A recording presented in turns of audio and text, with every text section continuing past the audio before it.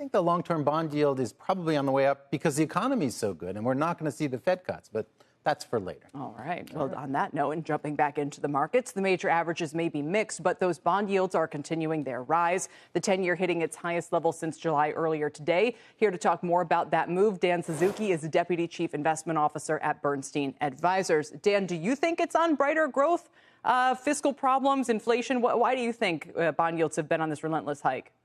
Is there a D, all of the above, Kelly? Right. I think it's really all those things. First of all, there's been a huge swing in the narrative in the markets from, doomsday talk just a few months ago to, getting a hot employment report, a hot CPI report, and earnings coming in very strong. I think that's all telling you that the economy is doing better than expected at a time when the Fed has just started to cut interest rates. I think that is a powerful combination of factors, and that's all driving interest rates higher. Not to mention people starting to play the policy game as the election nears.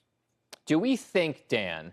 Do we think that a steepening of the yield curve is actually something fundamentally that we are watching all over again? We've been talking about the validity of the structure of short versus long-term rates because of Fed intervention, but if things are normalizing, if we are going to see a steepening of this yield curve, is that some kind of a sign yet again in history of things maybe better or worse? Is the fundamental case there?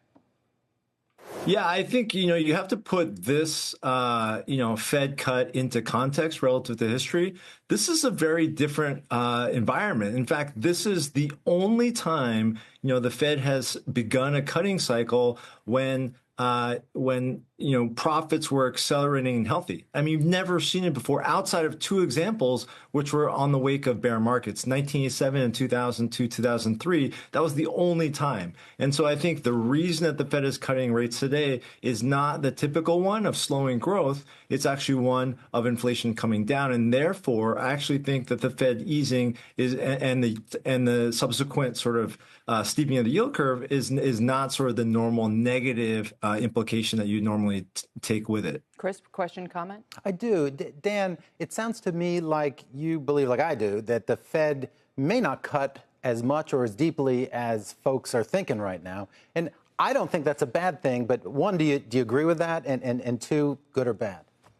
Yeah, no, absolutely, Chris. I mean, we actually, we took advantage of that. The bearish negative, the narrative that was taking hold in the markets, we took the opportunity to lower duration in the portfolios, move out of the long end of the curve. And that's been absolutely right. Really, on this whole idea that people are way more pessimistic, than the data suggests. So I think that is a good thing. The fact that the economy is doing better than people think, that the Fed, even if the Fed is not going to cut as much, the fact that the Fed's cutting and in an environment where liquidity is actually still pretty elevated, I think that is a good thing. So I would absolutely agree with you, Chris. I'll try to figure out where Dan and Chris have most joint conviction on the market, because Dan's been often a proponent of smaller caps, but not, I wouldn't say, Chris, you have per se.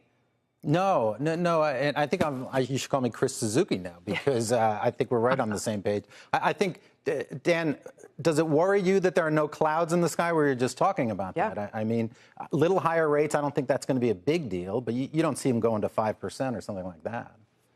I think you really have to keep it simple, Chris. And the reality is the number one driver of markets is corporate profits, and corporate profits are getting better. Not only are they getting better, they're broadening out. And so I think that's creating, tremendous opportunity. That's not to say that there aren't sort of rain clouds on the horizon, as Kelly alluded to.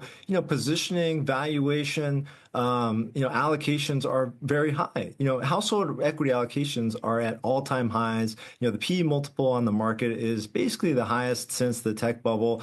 Everybody's all in on risk and the same group of stocks. So I think that's something to consider. We do have some important deadlines coming up on the political front, not just the election, but the budget deadline, the debt ceiling coming up, and we have some important tax cuts expiring. So it's not to say that it's all roses and sunshine and unicorns, but I think for the time being, the fact that earnings growth is accelerating and broadening out, that's a tremendous support here.